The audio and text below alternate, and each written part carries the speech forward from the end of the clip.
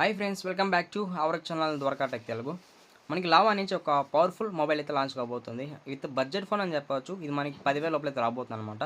మనకి ఈ mobile launch date చూసినట్టయితే ఈ మంత్ 25 లాంచ్ అయితే అవుతుంది అని చెప్తున్నారు. విత్ 12 PM అని చెప్పొచ్చు. మెయిన్గా నాకు ఈ మొబైల్ హైలైట్ అనిపించింది ఏమంటే ఇక్కడ మనకి స్నాప్ డ్రాగన్ ప్రాసెస్ ఇచ్చేస్తారు. లేట్ చేయకుండా వీడియోకి అయితే వెళ్ళిపోతాం. ఈ మొబైల్ సంబంధించిన ఫుల్ డీటెయిల్స్ తెలుసుకుందాం అనమాట. మెయిన్ మీరు చేసుకుని అయితే ఏం లేదనమాట. వీడియో స్కిప్ చేయకుండా చూడండి. మీకే చాలా డీటెయిల్గా చాలా క్లారిటీగా మీకైతే అర్థమవుతుంది అనమాట. డిజైన్ అండ్ బిల్డ్ క్వాలిటీ అనుకుందాం.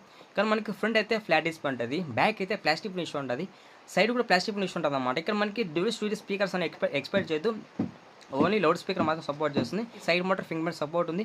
థిక్నెస్ విషయానికి వద్దాం, స్మేట్గా 8.9 mm థిక్నెస్ ఉందని చెప్తాం. వెయిట్ విషయానికి వద్దాం, ఇది మనకి 200 grams లోపలే వెయిట్ ఉండదని చెప్తున్నారు అనమాట. మనం మాట్లాడుకోవాల్సింది డిస్ప్లే అని చెప్పవచ్చు. 6.74 inches full HD plus IPS LCD display రాబోతుంది అనమాట.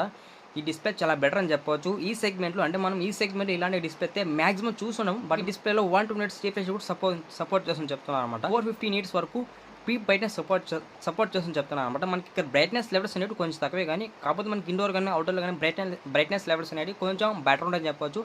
వైడ్ వన్ L1 సపోర్ట్ ఉంది. దాన్ని మనం OTT ప్లాట్ఫామ్ అంతా కూడా ఆల్మోస్ట్ హెచ్డీ చూడొచ్చు. ఫుల్ హెచ్డీ సపోర్ట్ చేయకపోవచ్చు అనమాట, ఎందుకంటే ఇందులో వాడిన డిస్ప్లే టైప్ అనేది IPS LCD డిస్ప్లే కాబట్టి మ్యాక్సిమం ఫుల్ హెచ్డీ సపోర్ట్ చేయాలని చెప్పొచ్చు. ఇంకా మనకి ఓవరాల్గా డిస్ప్లే అయితే బాగుంటుంది అనమాట. మెయిన్గా జనరల్ యూజ్కి అలాగే నార్మల్ యూజ్కి ఈ డిస్ప్లే అయితే బాగుంటుందని చెప్పవచ్చు. మనం ప్రాసెస్ విషయానికి వద్దాం.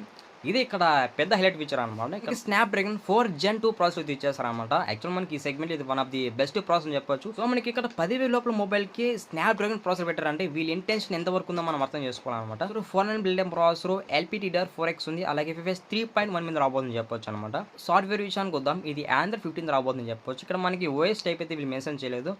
ఇక్కడ మనకి Android 15 అంటుంది కాబట్టి ఇక్కడ మనకి 2 players 4 years అయితే మేజర్ OS అప్డేట్స్ ప్రొవైడ్ చేస్తుందని చెప్తారు. కెమెరా విషయానికి వద్దాం, ఇది మనకి డ్యూయల్ కెమెరా సెట్ ఉంది, లైక్ ఒక ఫ్లాష్ ఉందని చెప్పవచ్చు. మనకి ఇక్కడ మెయిన్ కెమెరా చూసినట్లయితే 15 పిక్చర్, ఇందులో మనకి ఒక డీసెంట్ ఫోటోస్ అయితే మనం ఎక్స్పెక్ట్ చేయొచ్చు. అలాగే మెయిన్ కెమెరా చేసుకొని మ్యాక్సిమం 1080pలో వీడియో రికార్డ్ చేసుకోవచ్చు అనమాట. సెకండ్ కెమెరా మనకి ఇక్కడ 2 MP పిక్చర్ అనమాట. ఇది మ్యాక్రో కెమెరా అని చెప్పొచ్చు. ఫ్రంట్ కెమెరా విషయానికి వద్దాం, మనకి ఇక్కడ ఫ్రంట్ కెమెరా చూడైతే 8 MP బెటర్ అని చెప్పొచ్చు. ఫ్రంట్ కెమెరా కూడా డీసెంట్ ఫోటోస్ తీయగలని చెప్పొచ్చు. మరి అంత హైపర్ డూపర్ ఫోటోస్ అని ఎక్స్పెక్ట్ పెట్టుకోదు అనమాట. అంటే normal photos, decent photos front camera అయితే కవర్ చేయగలదు. సో ఇంకా మనం మెయిన్ మాట్లాడుకోవాల్సింది బ్యాటరీ అని చెప్పవచ్చు. ఇది 5000 mAh బ్యాటరీ రాబోతుందని చెప్పవచ్చు.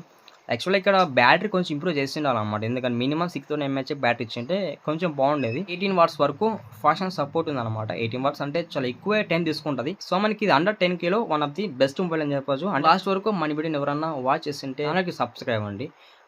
వీడియోకి అయితే లైక్ కొట్టేసేయండి. మనం 1K సబ్స్క్రైబర్స్కి చాలా దగ్గర ఉన్నాం. మీరు అనుకుంటే అది ఫాస్ట్గా అయితే అయిపోతుంది అనమాట. ఇది ఫ్రెండ్స్ ఇవాళ వీడియో. నెక్స్ట్ వీడియో మళ్ళీ కలుద్దాం.